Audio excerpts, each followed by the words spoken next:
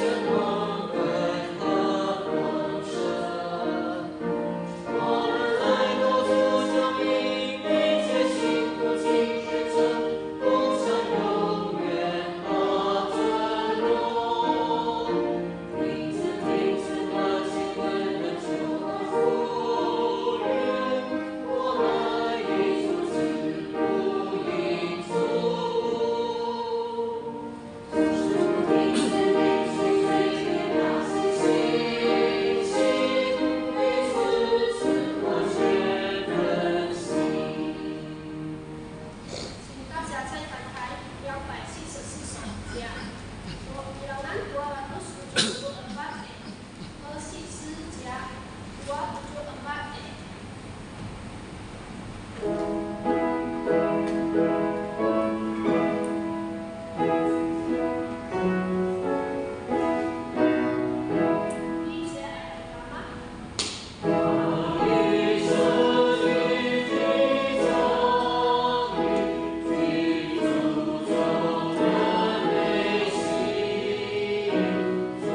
有舍弃之意。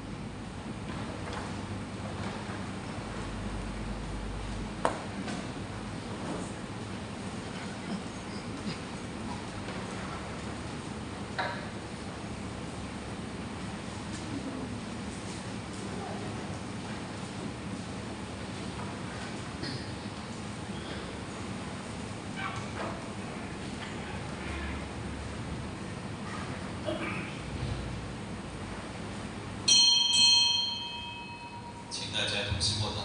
Sama-sama doa dalam hati.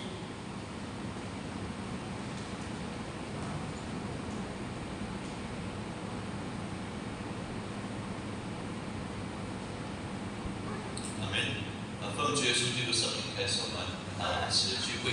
Dalam nama Tuhan Yesus Kristus kita menggunakan kebaktian Sabat pada petang ini. 我们大家一同起立唱诗283首。 Pertama sekali sedang menyanyikan kidung pujian bilangan 283.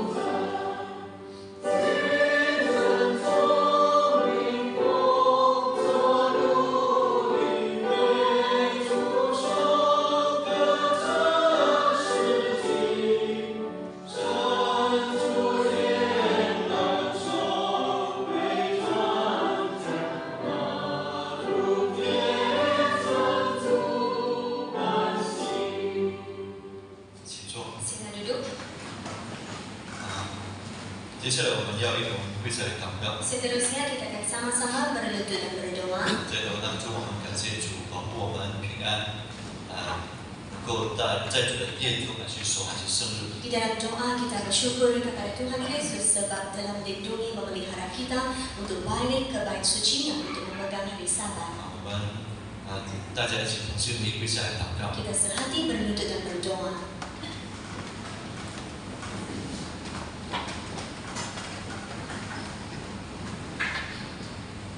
我主耶稣基督圣名祷告。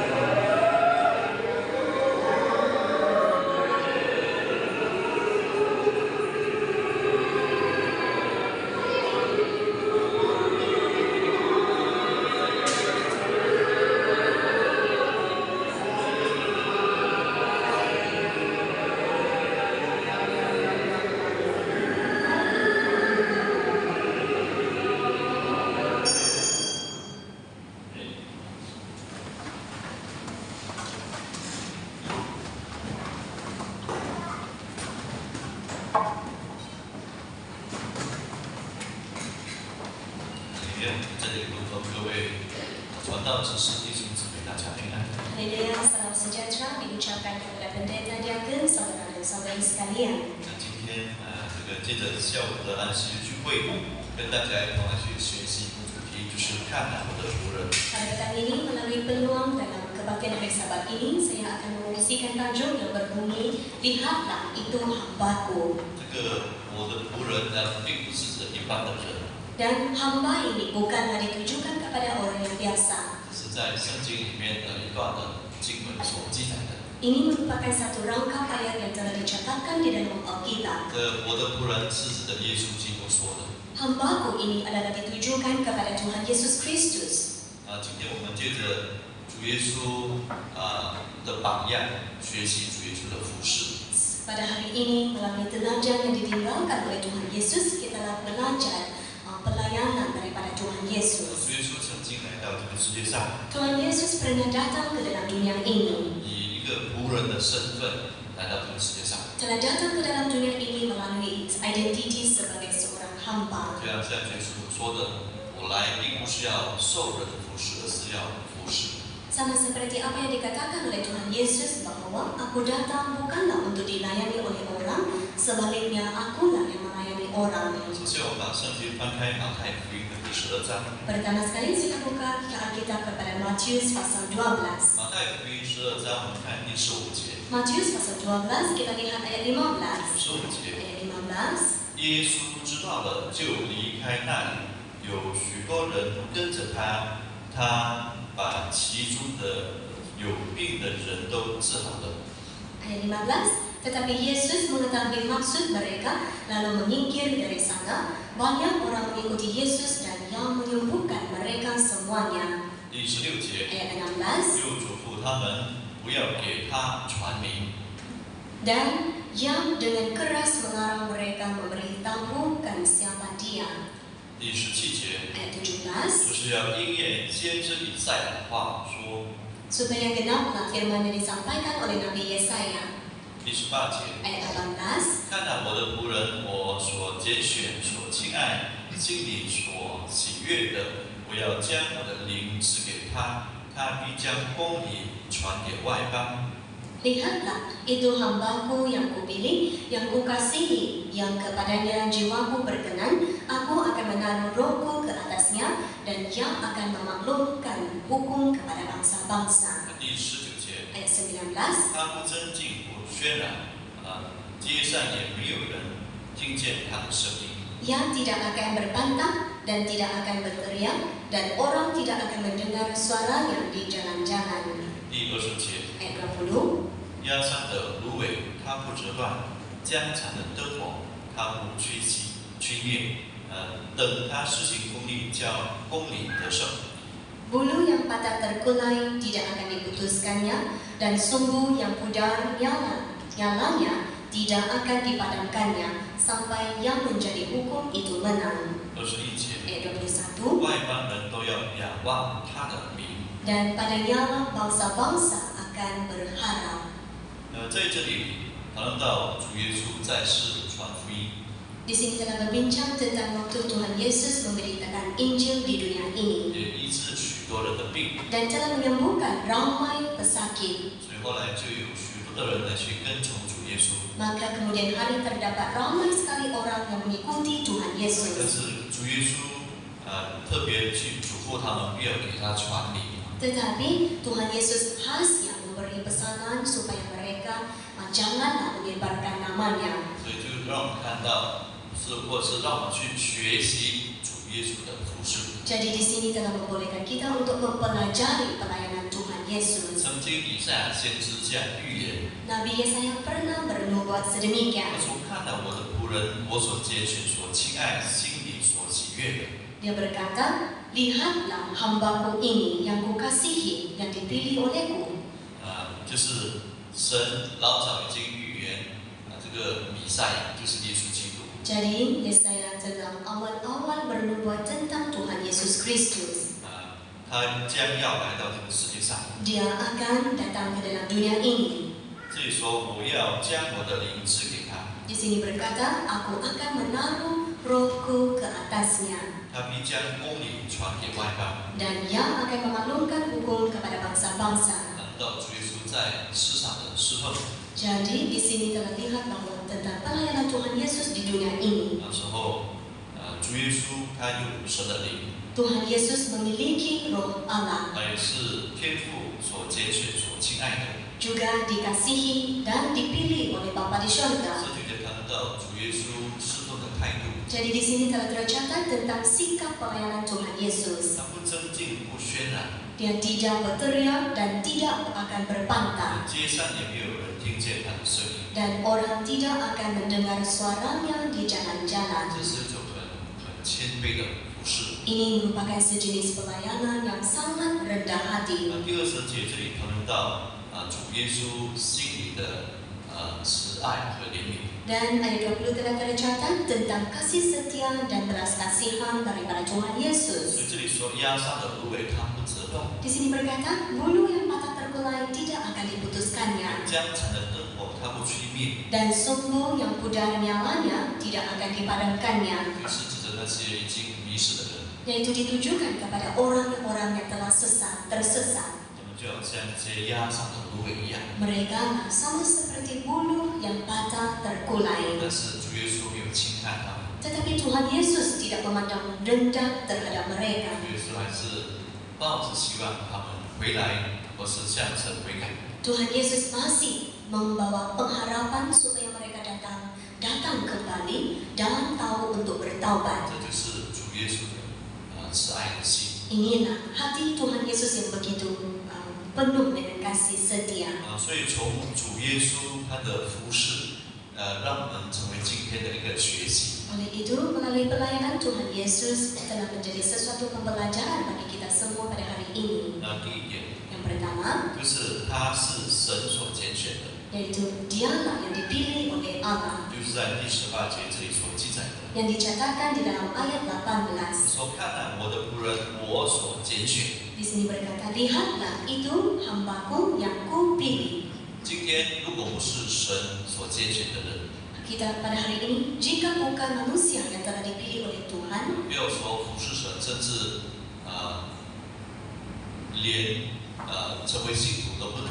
jangan kita berkata tentang pelayanan dulu, tentang menjadi pemercaya pun tidak mampu. 因为圣经上这样告诉我们， Sebab Alkitab telah memberitahu kita, 如果不是神拣选我们， sekiranya bukan Allah yang memilih kita, 我们是无法或是不可能来去认识神的。 kita ini tidak mungkin dapat mengenali kepada Tuhan. 今天我们能够认识神，是因为主耶稣老早已经拣选了我们。 Kita pada hari ini dapat mengenali Tuhan adalah disebabkan Tuhan telah memilih kita pada awal-awalnya. 我们看约翰福音的第15章， Saya rujuk kepada Injil Yohanes pasal 15. 约翰福音15章，我们看第16节。 Yohanes pasal 15 kita lihat ayat 16. 16节， Ayat 16. 不是你们拣选了我，是我拣选了你们，并且分派你们去结果子，叫你们的果子长存，是你们分我的名，无论向父求什么，他就赐给你们。 Bukan kamu yang memilih aku, tetapi akulah yang memilih kamu, dan aku telah menetapkan kamu supaya kamu pergi dan menghasilkan buah, dan buahmu itu tetap, supaya apa yang kamu minta kepada Bapa dalam namaku diberikannya kepadamu. 所以这也告诉我们，这里是耶稣说他拣选了门徒，然后再派他们去结果子，就是服侍神。 Di sini telah tercatat bahwa Tuhanlah yang telah memilih murid-muridnya dan telah menetapkan mereka untuk menghasilkan buah, yaitu bermaksud melayani Tuhan. 所以今天我们在神的家里面去服侍神， Kita pada hari ini berada di dalam rumah Tuhan untuk melayani Tuhan. 就是我们要明白，能够服侍神是一个很荣耀的一个职分。 Dan kita harus memahami bahwa kita mempunyai peluang untuk melayani Tuhan. Ini merupakan suatu tanggung jawab yang sangat mulia. 因为这是神已经拣选了我们。 Sebab disebabkan Tuhan telah memilih kita.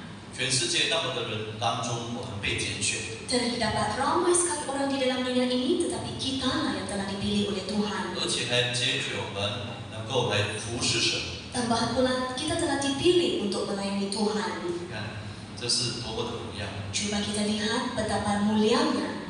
所以当我们被派去派给我们一些职分要我们去做的时候， Jadi sewaktu kita diutus, diberi tanggung jawab untuk melakukan kerja, 我们要顺服的来去领受。 kita haruslah taat dan menerimanya. 这不是偶然有的，而是神拣选我们，神差派我们去做的。 Peluang kerja ini bukan datang secara tiba-tiba, tetapi sebaliknya disebabkan Tuhan yang mengutus kita untuk melakukannya. 因为这个职分是出于神的。 Sebab kerja ini adalah berasal daripada Tuhan. 我们请看那个提摩太前书1章的第12节。 Sila rujuk kepada 1 Timotius pasal 1. 提摩太前书1章，我们看12节。 1 Timotius pasal 1 ayat 12. 12节， Ayat 12. 我感谢那加给我力量的我们主基督耶稣，因他以我有忠心，派我服侍他。 Aku bersyukur kepada Dia yang menguatkan aku, yaitu Kristus Yesus Tuhan kita, kerana Ia menganggap aku setia dan mempercayakan pelayanan ini kepadaku. 那在这里保罗他感谢天上的神。 Di sini tercatat tentang Paulus bersyukur kepada Tuhan di syurga. 为什么他感谢神呢？ Mengapakah dia bersyukur kepada Tuhan? 因为他说神派他来去服侍神。 Sebab di sini dia berkata Tuhan mengasihinya supaya dia melayani kepada Tuhan. 所以他明白能够服侍神是一个恩典。 Jadi dia telah memahami bahawa dia berpeluang untuk melayani Tuhan itu merupakan anugerah Tuhan. 所以当神把这个工作交给他的时候，他是充满了感谢。 Jadi sewaktu Tuhan memutuskan kerja kepadanya, hatinya penuh dengan kesyukuran. 而今天我们能够在神的家里面服侍神， Kita pada hari ini yang dapat melayani Tuhan di dalam rumahnya, 我们也要感谢神。 kita juga harus bersyukur kepada Tuhan. 感谢神，因为已经拣选了我们， Kita syukur kepada Tuhan sebab telah memilih kita, 让我们能够在神的家来去服侍神。 membolehkan kita mempunyai peluang untuk melayani Tuhan di rumahnya. 所以这个是一个恩典。 Ini merupakan satu anugerah. 我们再回到马太福音的第12章。 Kita balik kepada Matius pasal 12. 马太福音12章，我们看这个第18节。 Injil Matius pasal 12, kita lihat ayat 18. 那这里说：“看哪，我的仆人，我所拣选、所亲爱、心里所喜悦的，我要将我的灵赐给他，他必将公理传给外邦。” Di 18, lihatlah itu hambaku yang kupilih, yang kukasihi, yang kepadanya jiwaku berkenan, aku akan menaruh rohku ke atasnya, dan ia akan memaklumkan hukum kepada bangsa-bangsa. 那这里谈到主所拣选的仆人，其实就是主耶稣。 Di sini telah tercatat tentang hambaku yang kupilih adalah ditujukan kepada Tuhan 他 Yesus. 是父神所亲爱、心所喜悦的。 Dia adalah yang dikasihi dan dikenalkan oleh Bapa di 那 syurga. 今天我们服侍神， Kita pada hari ini yang melayani Tuhan, 我们是不是神所喜悦的呢？ adakah kita ini merupakan seseorang yang dikenal oleh Tuhan? 所以我们蒙拣选成为神的仆人， Kita telah dipilih untuk menjadi hamba Tuhan. 我们也必须在神面前是神所喜悦的人。 Kita haruslah juga menjadi seseorang yang dikenal oleh Tuhan di hadapan Tuhan. 那神所喜悦的人，就是遵守天父旨意的人。 Seseorang yang dikenal oleh Tuhan adalah seseorang yang memegang kehendak Bapa di syurga. 我们请看这个加拉太书的第1章。 Sila rujuk kepada Galatia pasal pertama. 加拉太书1章，我们看第10节。 Galatia pasal pertama kita lihat ayat 10. 1章第10节。 Pasal 1 ayat 10. 我现在是要得人的心呢，还是要得神的心呢？我岂是讨人的喜欢？若仍旧讨人的喜欢，我就不是基督的仆人了。 Jadi bagaimana sekarang? Adakah ku cari kesukaan manusia atau kesukaan Allah? Adakah ku coba berkenan kepada manusia? Sekiranya aku masih mau mencoba berkenan kepada manusia, maka aku bukanlah hamba Kristus. 在这里，保罗谈论他是基督的仆人。 Di sini Paulus dia berbincang tentang dia merupakan hamba kepada Tuhan. 基督的仆人并不是要讨人欢喜的， Hamba Kristus bukanlah demi mencari kesukaan manusia, 而是讨神欢喜的。 sebaliknya adalah mencari kesukaan Tuhan. 我们不要误会，这里并不是说我们可以跟别人时常有冲突。 Jangan kita salah faham di sini. Ini tidak bermaksud kita boleh bila-bila waktu mempunyai perselisihan faham dengan orang lain. 这里的意思是说，在真理的立场上，我们必须要站稳这个我们对真理这个立场。 Di sini apa yang dimaksudkan di sini ialah kita haruslah berdiri teguh dan tetap pada pendirian tentang kebenaran. 并不是每件事情我们都要跟别人来去反对。 Yaitu bukan bermaksud setiap perkara kita mestilah bertentangan dengan orang lain. 就是说，当我们在坚持真理的立场的时候， Yaitu bermaksud sewaktu kita mempertahankan pendirian kita di dalam kebenaran, 我们是不妥协 kita tidak akan berkompromi. 因为我们必须遵守天父的旨意， Sebab kita mesti mematuhi kehendak Bapa di syurga. 因为我们必须讨神的欢喜。 Sebab kita mesti mencari kesukaan Allah. 好，所以成为一个神的仆人， Oleh itu, sebagai seorang hamba Tuhan, 他是神所喜悦的。 adalah seseorang yang dikenal oleh Tuhan. 在这个真理的立场上，他是讨神欢喜的。 Di dalam pendirian kebenaran ini, dia merupakan seorang yang mencari kesukaan Allah. 所以在圣经上说，大卫是一位神所喜悦的人。 Jadi di dalam Alkitab telah tercatat bahwa Daud merupakan seorang yang dikenal oleh Tuhan. 因为他凡事遵行天父的旨意， Sebab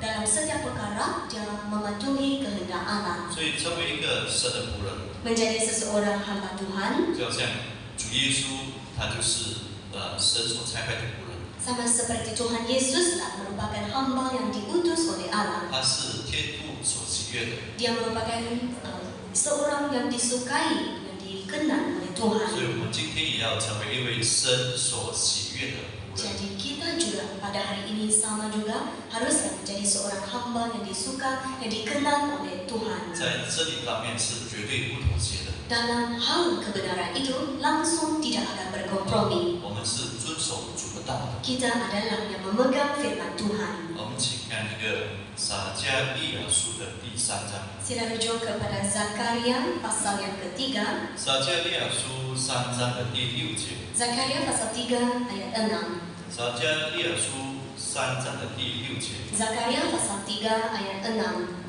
耶和华的使者告诫约书亚说， Lalu malaikat Tuhan itu memberi jaminan kepada Yosua, katanya, 第7节， ayat 7, 万军之耶和华如此说：你若遵行我的道，谨守我的命令，你就可以管理我的家，看守我的言语，我也要使你在这些站立的人中来往。 ayat 7, beginilah firman Tuhan semesta alam, apabila engkau hidup menurut jalan yang kutunjukkan dan melakukan tugas yang kuberikan kepadamu, maka engkau akan memerintah rumahku dan mengurus perkantaranku, dan aku akan mengizinkan engkau masuk antara mereka yang berdiri melayani di sini. 撒迦利亚先知他看见一个异象， Nabi Zakaria telah mendapat satu penglihatan. 然后有天使来去告诫这个大祭司约书亚。 Dan ada malaikat Tuhan itu yang memberi jaminan kepada Nabi besar yaitu Yosua. 这个约书亚并不是那个带领以色列百姓进入迦南地的那位约书亚。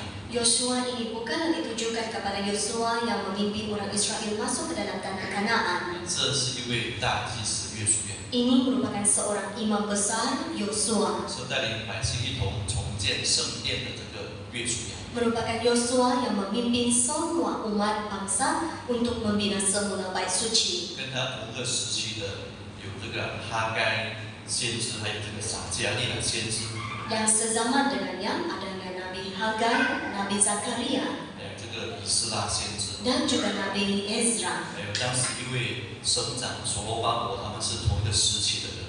Dan di dalam zaman Zerubabel mereka adalah berada di dalam zaman yang sama.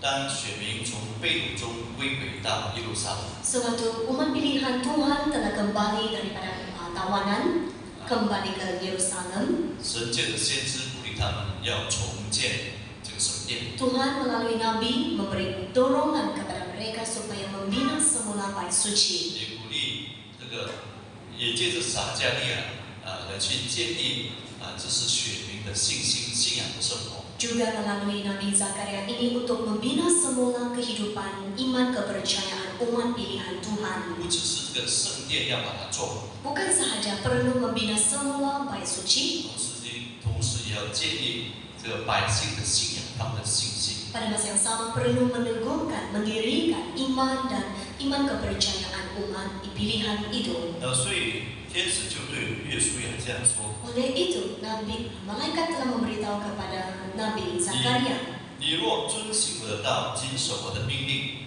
sekiranya Anda memegang dan menurut perintah Tuhan, 你就可以管理我的家，看守我的言语。 maka kau akan memerintah rumahku dan mengurus pelantaranku. 所以我们看到有一个很重要的条件： Jadi di sini kita telah melihat satu syarat yang sangat penting. 你若遵行我的道， Apabila engkau hidup menurut jalan yang kutunjukkan, 才能够在神的家中去服侍神。 barulah layak untuk melayani Tuhan di dalam rumah Tuhan. 做一个神所喜悦的仆人， Jadi seseorang hamba yang dikenal oleh Tuhan 他是遵行神的道的。 merupakan seorang yang memegang firman Tuhan. 因为一个遵守神道的人，才配得在神的家里面服侍神。 Sebab seseorang yang memegang kepada firman Tuhan barulah layak untuk melayani Tuhan di dalam rumahnya. 所以要成为神的仆人， Ingin menjadi seorang hamba Tuhan 不只是神所喜悦的， bukan sahaja merupakan seorang yang dikenal oleh Tuhan, 他是遵行神的道， adalah seorang yang memegang firman Tuhan, 他也是一个圣洁的人。 juga merupakan seorang yang suci. 所以一个要服侍神的人， Jadi seseorang yang ingin melayani Tuhan, 他必须自洁。 dia mesti mentahirkan diri sendiri. 所谓自洁，就是要悔改， Mentahirkan diri sendiri bermaksud haruslah bertaubat, 离开一切不荣耀的行为， meninggalkan segala perbuatan yang tidak memuliakan. 重新过着一个圣洁的生活。 Sekali lagi, melalui hidup yang suci. 就像撒迦利亚书这里所讲的， Sama seperti yang dinyatakan oleh Zakaria di sini. 我们从第1节看到第5节， Kita lihat dari ayat 1 sehingga ayat 5. 这里就讨论到这个大祭司在异象当中，这个大祭司约书亚穿着污秽的衣服。 Dan di dalam penglihatan ini, Imam Besar Yosua telah melihat dalam penglihatan bahwa dia telah memakai baju ataupun jubah yang kotor. 那时候，有撒旦来去控告他。 Dan pada waktu itu ada iblis yang mendakwa terhadap dia. 当然，这个大祭司他是代表着全以色列民。 Dan Imam Besar ini adalah melambangkan, mewakili semua umat pilihan 所 Israel. 以每一次大祭司他进入至圣所向神祷告的时候， Sebab sewaktu Imam Besar ingin masuk ke dalam tempat Maha Kudus untuk berdoa, 那是为自己还有代表所有的百姓一起祷告。 adalah berdoa diri sendiri dan juga mewakili semua umat pilihan berdoa. 所以这里在异象当中看见这个约书亚穿着污秽的衣服，这是指着所有的选民来说的。 Jadi di dalam penglihatan ini dia telah melihat bahwa Imam Besar telah memakai jubah yang kotor, yang tidak tahir, melambangkan, mewakili semua umat pilihan. 这就是一个服侍神的一个破口。 Ini merupakan suatu kebocoran dalam pelayanan. 所以撒旦控告他， Jadi 控告他。 iblis telah mendakwa terhadap dia. 但是在异象当中，有天使就说就把他给他脱下这个污秽的衣服，给他穿上一个华美的衣服。 Tetapi di dalam penglihatan ini, malaikat telah memberitahukannya untuk tanggalkanlah pakaian yang kotor itu dan memberi satu jubah yang baru kepadanya. 选民过去犯罪， Umat pilihan telah melakukan dosa pada masa lampau. 但是70年，神借着这个把他们掳到这个巴比伦去，已经惩罚了他们。 Dan melalui penghukuman daripada Tuhan, yaitu mereka telah ditawan selama 70 tahun. 所以70年过后，神已经原谅了他们，赦免他们的罪过。 Selepas 70 tahun berlalu, Tuhan telah menghapuskan, mengampuni dosa 所 mereka. 以在异象当中，神把这个天使把这个约书亚大祭司约书亚的一污秽的衣服把它脱掉。 Jadi di dalam penglihatan, malaikat telah memberitahu kepada Nabi Zakaria untuk menanggalkan pakaian yang kotor itu daripadanya. 华美的衣服， Kemudian memakai jubah yang cantik, 比如说， pesta, pakaian pesta. 比如说，神已经赦免了他们过去的一切解罪恶。 Yaitu bermaksud Tuhan telah mengampuni segala dosa mereka pada masa lampau. 所以既然已经圣洁了， Memandangkan sudah menjadi suci dan kudus, 就能够再一次的站立在神的殿中面去服侍神。 maka dia dapat sekali lagi berdiri di dalam bait suci Tuhan untuk melayani Tuhan. 所以这里是告诉我们，一个服侍神的人，一个很重要的条件就是圣洁。 Jadi di sini telah memberitahu kita tentang satu syarat yang sangat penting sewaktu kita melayani Tuhan, yaitu kita haruslah suci. 所以就好像在这个以赛亚先知所预言的， Sama seperti apa yang dinubuatkan oleh Nabi Yesaya 谈到神的仆人，就是看哪我的仆人。 tentang hamba Tuhan, yaitu lihatlah hambaku, 那是神所拣选的， yaitu yang dipilih oleh Tuhan. 所以蒙拣选的仆人是神所喜悦的。 Hamba yang dipilih Tuhan adalah hamba yang dikenal, yang disukai, dan dikenal oleh Tuhan. 遵守主的道的， Adalah orang hamba yang memegang firman Tuhan, 也是圣洁的。 juga merupakan hamba yang suci. 我们再回到马太福音的第12章， Kita balik kepada Injil Matius pasal 12. 马太福音12章的第18节， Injil Matius pasal 12 ayat 18. 我们看18节的下半段。 Kita lihat rangkap bawah dalam ayat 18. 我要将我的灵赐给他，他必将公理传给外邦。 Aku akan menaruh rohku ke atasnya, dan ia akan memaklumkan hukum kepada bangsa-bangsa. 这里谈到，神说我要将我的灵赐给他。 Di sini telah berbincang tentang Tuhan berkata, Aku akan menaruh rohku ke atasnya.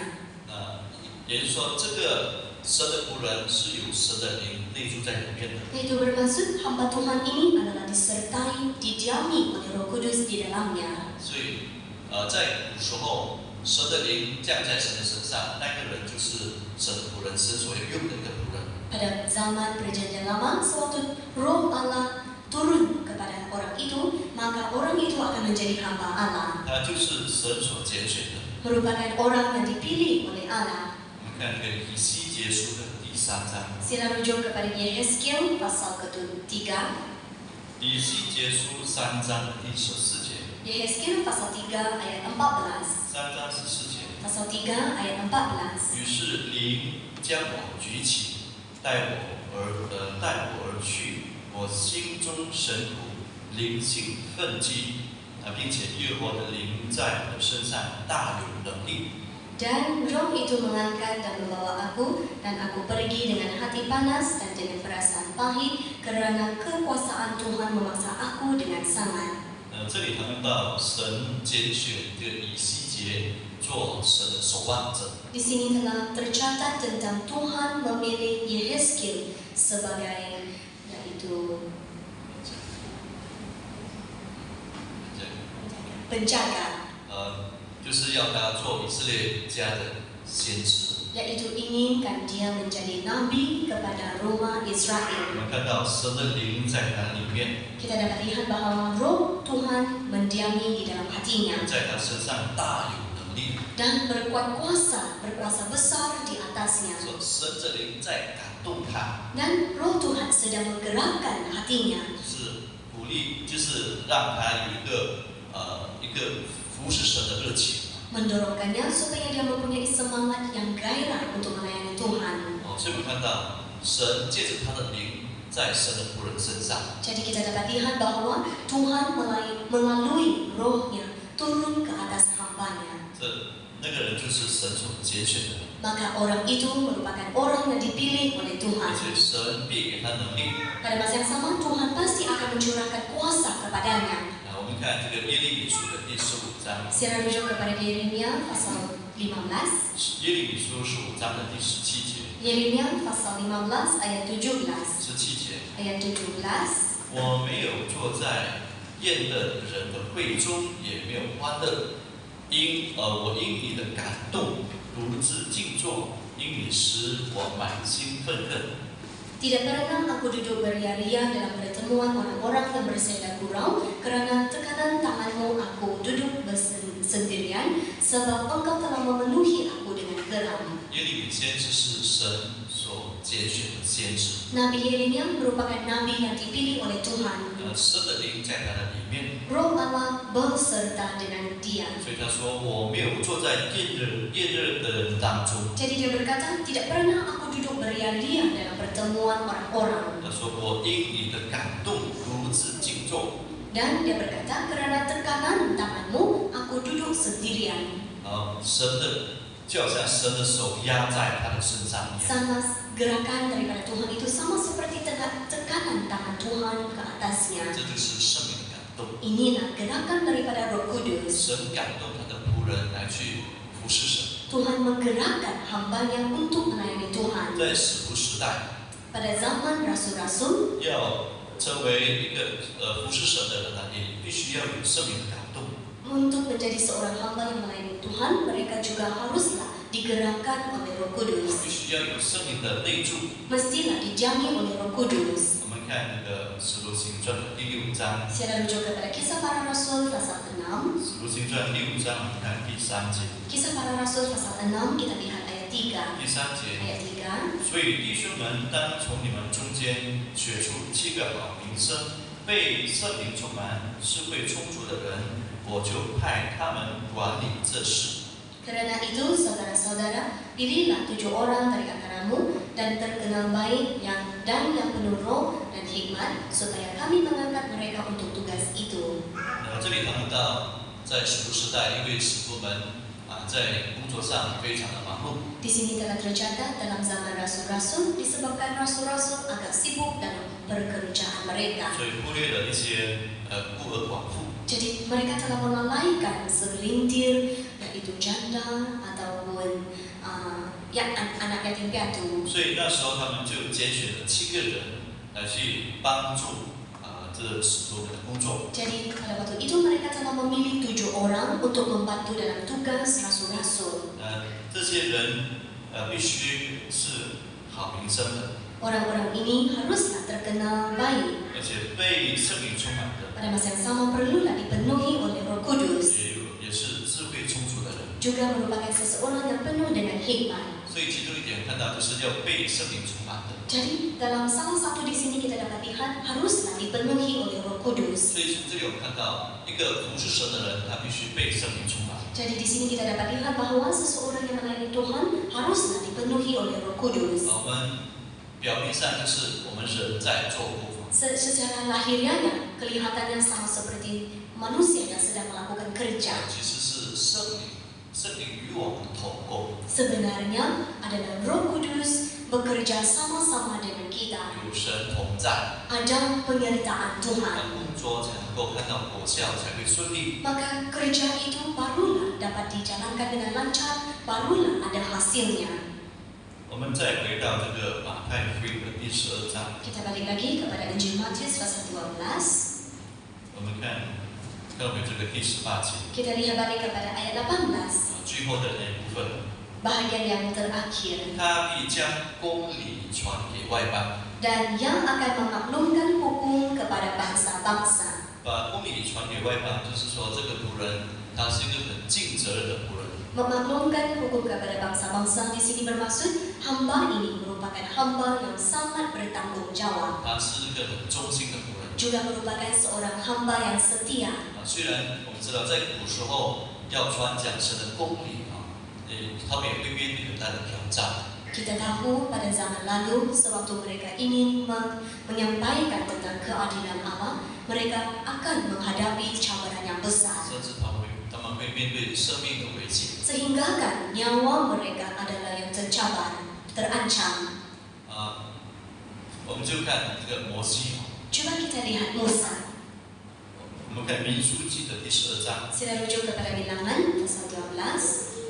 民数记12章的第7节， Bilangan pasal 12 ayat ke-7. 12章的第7节， Pasal 12 ayat 7. 我的仆人摩西不是这样，他是在我全家尽忠的。 Bukan demikian hambaku Musa, seorang yang setia dalam segenap rumahku. 这是神所说的一句话。 Ini merupakan satu ayat yang diucapkan oleh Tuhan. 谁对神忠心，谁不忠心，神都知道。 Siapa yang setia terhadap Tuhan dan siapa yang tidak setia terhadap Tuhan, Tuhan adalah yang tahu. 因为有亚罗和米利提案控告摩西， Sebab ada Harun dan Miriam yang mendakwa terhadap Musa. 因为他们妒忌摩西， Sebab mereka berasa iri hati terhadap Musa. 但是神却站在摩西这里说话。 Tetapi Tuhan berdiri di pendirian Musa, yaitu membela terhadap Musa, kepada Musa. 摩西是在我全家尽忠的。 Dia berkata, Musa, hambaku Musa, seorang setia dalam segenap rumahku. 摩西为了带领神的百姓，他一生当中面对很大的压力。 Musa ini demi memimpin umat pilihan Tuhan, dia dalam seumur hidup telah menghadapi tekanan yang besar. 因为这些选民是不听话的选民， Sebab umat pilihan ini adalah umat yang tidak mendengar cakap. 常常违背神的命令， Mereka seringkali membelakangi perintah Tuhan. 甚至有时候要威胁摩西和亚伦。 Sehingga kadang-kadang umat pilihan ini mereka mengugut terhadap Musa dan Harun. 所以我们看到，虽然是这样，但是摩西还是一样忠心的去完成神所托付给他的工作。 Kita dapat lihat, walaupun Musa berhadapan dengan keadaan sedemikian, tetapi dia masih setia menyelesaikan tugasannya. 不会因为工作很困难、压力很大，我就不做了。 Dia tidak disebabkan tekanan yang begitu besar dan sangat sukar, dia tidak mau melakukan kerjanya. 如果因为工作很难、压力很大不做，那就不忠心了。 Sekiranya disebabkan kerja terlalu berat dan terlampau menghadapi tekanan yang besar, maka tidak mau melakukan kerja. Jika begitu, itu merupakan hamba yang tidak setia. 耶利米先知他做先知的时候，他也是面对很大的压力。 Dan begitu juga bagi Yeremia sebab itu dia menjadi nabi, begitu juga dia menghadapi tekanan yang besar. 我们看这个耶利米书的第15章， Sila rujuk kepada Yeremia pasal 15. 耶利米书15章的第10节。 Yeremia pasal 15 ayat 10. 耶利米书15章第10节。 Yeremia pasal 15 ayat 10. 我的母亲啊，我有祸了，因你生我作为遍地相争相近的人，我虽然没有接待于人，人也没有接待于我，人人却都咒骂我。 Ayat 10. Celaka aku, ya ibuku, bahwa engkau melahirkan aku, seorang yang menjadi buah perpantahan dan buah percederaan bagi seluruh negeri. Aku bukan orang yang menghutangkan ataupun orang yang menghutang kepada siapapun, tetapi mereka semuanya mengutuki aku. 这是耶利米在神的面前向神诉苦。 Di sini tercatat tentang Nabi Yeremia meluahkan isi hatinya di depan Tuhan. 因为他很忠心的传达神的话， Sebab dia adalah seorang yang setia menyampaikan ucapan daripada Tuhan. 但是他却不被选民来去理解。 Tetapi dia tidak dapat difahami oleh umat pilihannya. 他爱神的百姓， Dia mengasihi umat pilihan Tuhan. 他已经看见了将要发生的事情， Dia telah melihat perkara-perkara yang bakal akan berlaku. 他已经知道了这个巴比伦要攻打这个耶路撒冷。 Dan dia tahu bahwa tidak lama kemudian Babel akan menyerang Yerusalem. 他劝勉以色列人要悔改归向神， Dan dia menasihati bangsa Israel supaya mereka bertaubat dan balik kepada 但 Tuhan. 是选民不但只没有不听， Tetapi umat pilihan Tuhan bukan sahaja tidak mau mendengar, 甚至要攻击他，要杀他。 sehingga kan mau mengancam dia dan mau membunuhnya. 但是耶利米没有因为这样，就说主啊，我不要做了，我辞职了。 Tetapi Yeremia dia tidak berkata, ya Tuhan saya tidak maulah membuat kerja ini, saya maulah letakkan jabatan saya. 他还是忠心， Dia masih setia. 一直做到他离世。 Dia buat kerja ini sampai dia meninggal dunia. 所以我们看到，这就是神一个很忠心的仆人。 Jadi di sini kita dapat lihat bahwa dia merupakan seorang hamba Tuhan yang setia. 当然，如果我们再看回这个主的仆人， Sekiranya kita lihat balik kepada hamba Tuhan, 他的性情是温柔谦卑的。 sikapnya adalah yang lemah lembut dan rendah 我 hati. 们再回到这个马太福音的第12章， Kita balik kepada Matius pasal 12. 马太福音12章，我们看第19节。 Matius pasal 12 kita lihat ayat 19. 他不争竞不喧嚷，街上也没有人听见他的声音。 Ia tidak akan berbantang dan tidak akan berteriak dan orang tidak akan mendengar suaranya di jalan-jalan.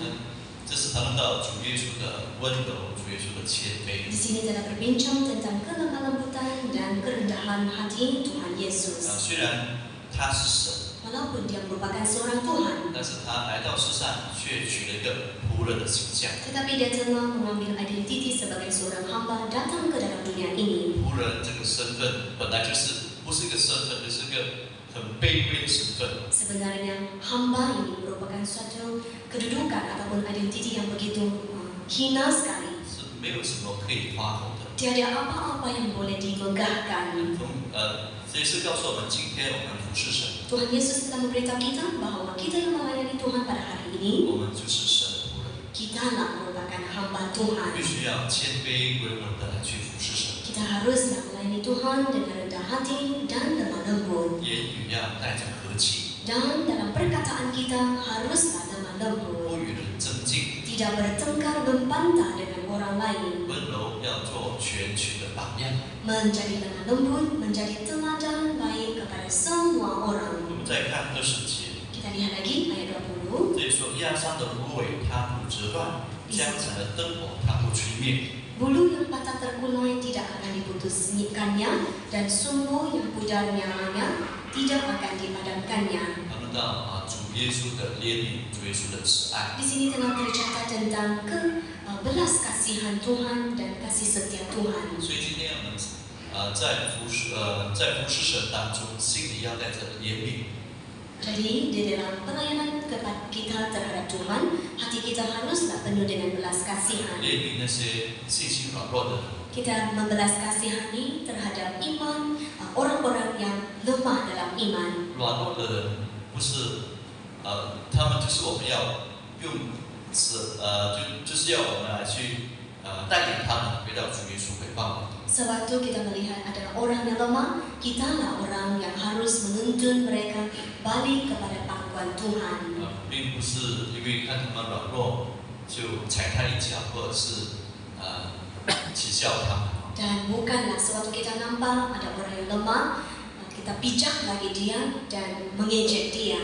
他们是迷失的羊， Mereka lah merupakan kawanan domba yang tersesat. 他们更加需要神的怜悯，神的带领。 Mereka lebih memerlukan belas kasihan dan pimpinan daripada Tuhan. 所以就好像刚才所说的那压伤的芦苇逐步把它折断。 Sama seperti yang dinyatakan sebentar tadi, bulu yang patah terkulai tidak akan diputuskannya. 要存着一个怜悯的心。 Jadi hati kita haruslah penuh dengan belas kasihan. 我们看这个以西结书的第34章， Saya rujuk kepada Yehezkiel pasal 34. 以西结书34章的第15节。 Yehezkiel pasal 34 ayat 15. 15节， Ayat 15. 主耶和华说：“我必亲自做我羊的牧人，使他们可以躺卧。 Ayat 15, aku sendiri akan menggembalakan domba-dombaku dan aku akan membiarkan mereka berbaring, demikian firman Tuhan Allah. ” 第16节， Ayat 16, 失丧的我必寻找，被逐的我必领回，受伤的我必缠裹，有病的我必医治，只是肥的壮的我必除灭，也必秉公牧养他们。 Ayat 16, yang hilang akan kucari, yang tersesat akan kubawa pulang, yang luka akan kubalut, yang sakit akan kukuatkan, serta yang gemuk dan yang kuat akan kulindungi. Aku akan menggembalakan mereka sebagaimana seharusnya. 这里谈论到在古时候，因为那些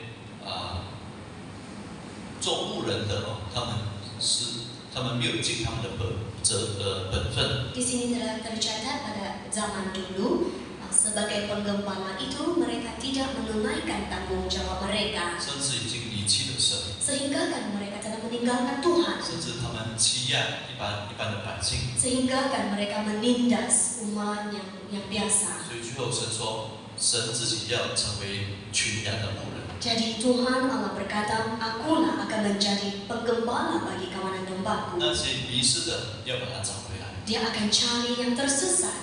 所以从来没看到神的心是充满怜悯的心， Jadi di sini kita dapat lihat bahwa hati Allah adalah hati yang penuh dengan belas kasihan, 是慈爱的心。 merupakan hati yang penuh dengan kasih. 所以今天我们在服侍神的当中， Jadi sewaktu kita melayani Tuhan, 要带着一个怜悯的心， kita haruslah membawa hati yang penuh dengan belas 带 kasihan, 着一个慈爱的心， membawa hati yang penuh dengan kasih setia, 就好像一个牧人一样， sama seperti penggembala. 那些已经迷失的羊，把他们找回来。 Bagi domba-domba yang telah tersesat, kita pergilah mencari mereka balik. 所以今天我们谈论到这个看到我的仆人， Jadi kita pada hari ini telah berbincang tentang lihatlah itu 这 hambaku. 是指着主耶稣说的。 Ini adalah ditujukan kepada Tuhan Yesus Kristus. 耶稣做我们每个人的榜样， Tuhan Yesus telah menjadi teladan bagi kita semua. 就是一个仆人的榜样。 Itulah teladan sebagai seorang hamba, 他是神所拣选的， merupakan yang dipilih oleh Tuhan. 在他里头有神的灵， Di dalamnya adanya roh Allah, 他是忠心尽责的， merupakan seorang hamba yang setia dan bertanggung jawab. 他是温柔谦卑的， Adalah yang lemah lembut dan rendah hati, 他是满有怜悯慈爱的。 dan juga penuh dengan belas kasihan dan kasih setia. 这一节分享到这里， Sesi khotbah sampai di sini sahaja. 期末祷。 Kita sehati berdoa di dalam hati.